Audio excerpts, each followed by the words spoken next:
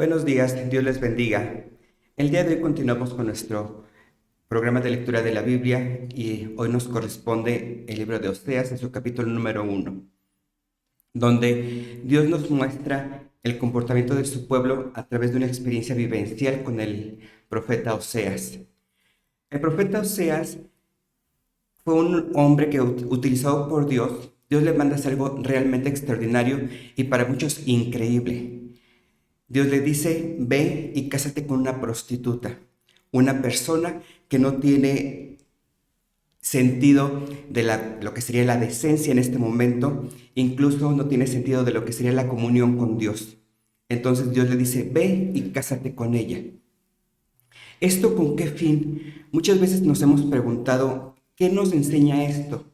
Lo que quería Dios era mostrarle al pueblo cuál era su comportamiento como pueblo respecto a Dios. Pero en muchas ocasiones, cuando Dios nos habla, no entendemos muy bien lo que Dios nos quiere decir hasta que nosotros lo vivimos. Y en este caso, le tocó a Oseas vivir esta experiencia. Dios quería que él entendiera cómo se sentía Dios mismo con el comportamiento de su pueblo, pues Dios se mostraba a su pueblo a través de milagros, a través de la historia que ya tenían, de todo lo que habían vivido, cómo los había librado de diferentes batallas, los había librado del pueblo de Egipto muchos años atrás, todo lo que habían pasado y Dios cómo los había sacado a flote, pero después el pueblo que hacía se alejaba de Dios. Tiempo después, Dios nuevamente los volvía a traer con su mano poderosa, los atraía, el pueblo regresaba, pero después se volvía a alejar tras dioses ajenos. Y esto era una constante en el pueblo de Israel, donde se iba y regresaba, y Dios lo quiso trasladar a una experiencia vivencial con el profeta Oseas. ¿Qué estaba pasando? El pueblo se estaba prostituyendo. Por eso Dios le dijo, ve y cásate con una prostituta. De esta manera tú vas a entender o vas un poco a imaginarte lo que yo puedo sentir cuando veo que mi pueblo, una vez que lo amo, una vez que lo procuro, nuevamente regresa con dioses ajenos. Y Dios utilizó al profeta Oseas porque una vez que el profeta Oseas entendió la situación, una vez que él vivió la situación, él pudo pararse frente al pueblo y decirle, ¿saben qué? Entiendo lo que Dios está pasando, entiendo lo que Dios está sintiendo, entiendo la tristeza, la desesperación, incluso la decepción que Dios siente porque nosotros nos alejamos cada vez que tenemos oportunidad. Dice la palabra de Dios que no solamente se iba, sino que concibió hijos en su prostitución. El primero, que se llamó Jezreel, dice la Biblia que Dios le dijo, con este nombre recordarás el castigo al que se hizo merecedor el pueblo por sus actos. Dice la Biblia que Dios entregó al pueblo a sus desgracias. El pueblo había cometido pecado, el pueblo había hecho las cosas incorrectas.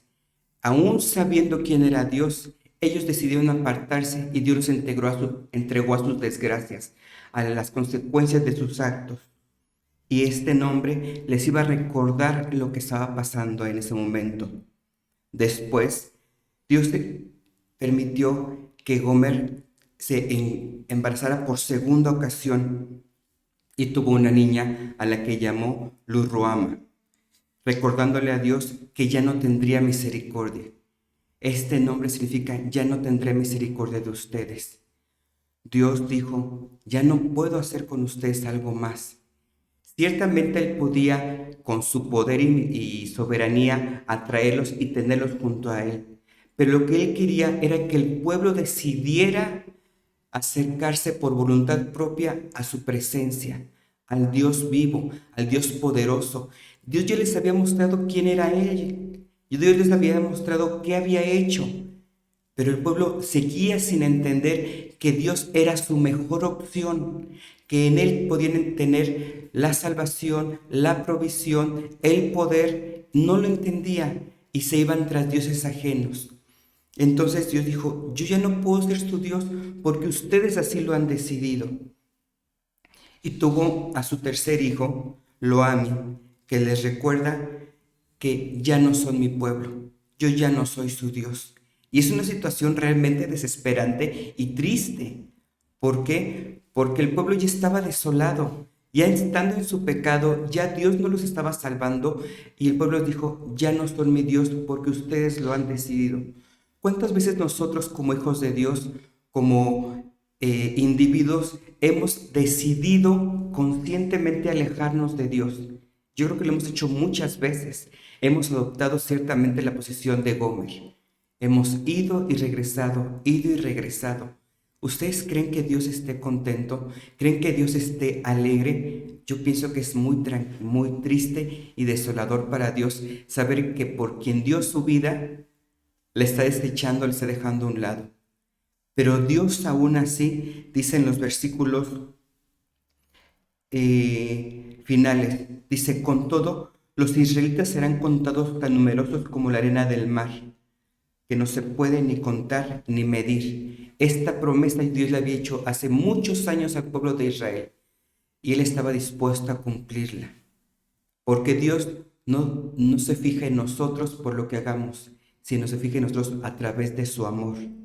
Dice, y en el mismo lugar donde se les llamó Loami, se les llamará hijos del Dios viviente. No importa lo que hayas hecho, no importa cómo estés, Dios quiere llamarte hijo del Dios viviente. Dice, y el pueblo de Judá se reunirá con el pueblo de Israel y nombrarán un solo jefe, resurgirán en su país porque grande será el día de Jezreel. Dios aún desea que nosotros como hijos de Dios alcancemos nuestra grandeza. No importa lo que hayamos hecho, lo importante es regresar a su camino, lo importante es reconciliarnos con Dios y de esta manera volveremos a ser su pueblo. Esto es lo que Dios desea de nosotros, esto es lo que nosotros tenemos que hacer. Y esto es lo que nos enseña el libro de Oseas número 1. Les invito a que hagamos una oración de reconciliación con Dios para que Él nos acepte nuevamente como su pueblo, nosotros dejando atrás lo que hemos hecho. Dios, te damos gracias por tu amor, por tu misericordia, porque eres bueno. Gracias, Señor, porque a través de la vida tú nos enseñas, Señor, cómo hemos sido, cómo hemos actuado, Padre, pero también nos enseñas lo que tú esperas de nosotros. Tú quieres, Señor, traernos con lazos de amor y atraernos a ti para ser nuevamente tu pueblo. No quieres que nos dejemos como un pueblo desechado, que permanezcamos como un pueblo apartado de ti, sino que estemos siempre contigo, Dios. Queremos, Señor, nuevamente ser tu pueblo, que tus ojos estén en nosotros y que nuestra mirada esté en ti. Ayúdanos, Señor, a tener en mente esto todos los días de nuestra vida y de esta manera no solamente podamos estar tranquilos y vivir en paz y bendecidos, sino ser de bendición para la gente que nos rodea. Te damos gracias por todo esto, en el nombre de Jesús. Amén.